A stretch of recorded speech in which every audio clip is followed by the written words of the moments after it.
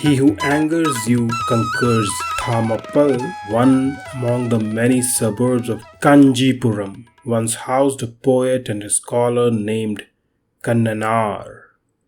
Well versed in the nuances of the Tamil language and literature, he was humility incarnate. His luring verse had the capacity to mesmerize its listeners, and they swung their heads as a cobra would to the music of a flute. It was no wonder that he became a household name. As his fame began to spread near and far, he came to be known as Thamappal Kannanar. Mavalathan, a younger brother of King Nalankilli of the Choja Empire, had an insatiable love for literature. No poet worth his salt escaped his notice. When one of his poet friends recited a few verses from the works of Thamappal Kannanar, he felt an irresistible urge to meet the famous bard and develop friendship with him. Thamappal Kannanar too had already heard of Mavalathan's craze for poets and their works. He was not at all surprised when he received an invitation from the latter to spend a few days with him as his guest. Kannanar jumped for joy and readily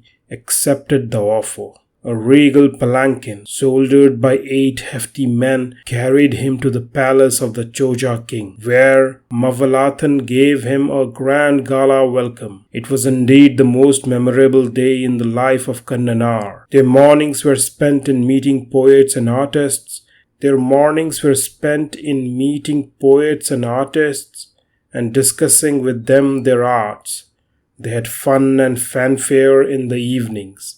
And in the afternoon, left to themselves, they played Vattu, a game of dice combining chance and skill. Mavalathan quite often proved to be an expert in this game. Neither of them viewed their victory or defeat seriously, for they were unaware of the fact that game is after all played only to kill time. One afternoon as they played Vattu, Kannanar, to his dismay, lost continually. The dice thrown by Mavalathan seemed every time to obey his will. They began to play the game for the 7th time on that afternoon. Kannanar soon felt that it was a bad day for him. As he was sure of losing the game, he surreptitiously took away from the board a piece meant for the next major move, and that would decide his failure, and hid it under his dhoti. A smile played on his lips. Mavalathan's eye, that stood glued to the board, did not fail to notice the sudden disappearance of the piece.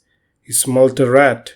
He took a dice and playfully hurled it at the culprit. The dice flew like a dart and hit Kannanar hard on his forehead. Then it fell down, rattling a while. The excruciating pain drove Kannanar to the edge of the madness. In a tick, he lost his temper. Flaring up, he yelled, "Are you sure that you are fathered by a king? I doubt it." Mavalathan looked at him and flushed, but he didn't utter a syllable in retort. Life had taught him that anger is man's worst enemy and that he must try to eschew it. By keeping quiet, he scored a victory over anger. Kannanar sat, rubbing the painful part of his forehead. As the pain began to subside, he began to realize his fault. "Oh, what have I done? I've fallen prey to the ever monstrous anger. I've lost my temper in a jiffy. You must pardon this sinner, forget my words of abuse and forgive me," said Kannanar. His tone had fear filled with respect. Mavalathan looked up at Kannanar. He was deeply moved by the tears trickling out of the latter's eyes. He consoled him thus: "Wipe your eyes. You are the one to pardon me, for I was responsible for causing you pain. What a fool am I to injure a poet of your stature? An injury is much sooner forgiven than insult. I have insulted you. Anybody else in your place would have made my head roll off my neck. What a broad-minded man you are. Truly you are the son of a god. May you live more years than the numbers of sand dunes accumulated by the river Kaveri in its bed," said Kannanar with all sincerity. Mavalathan laughed. Kannanar smiled.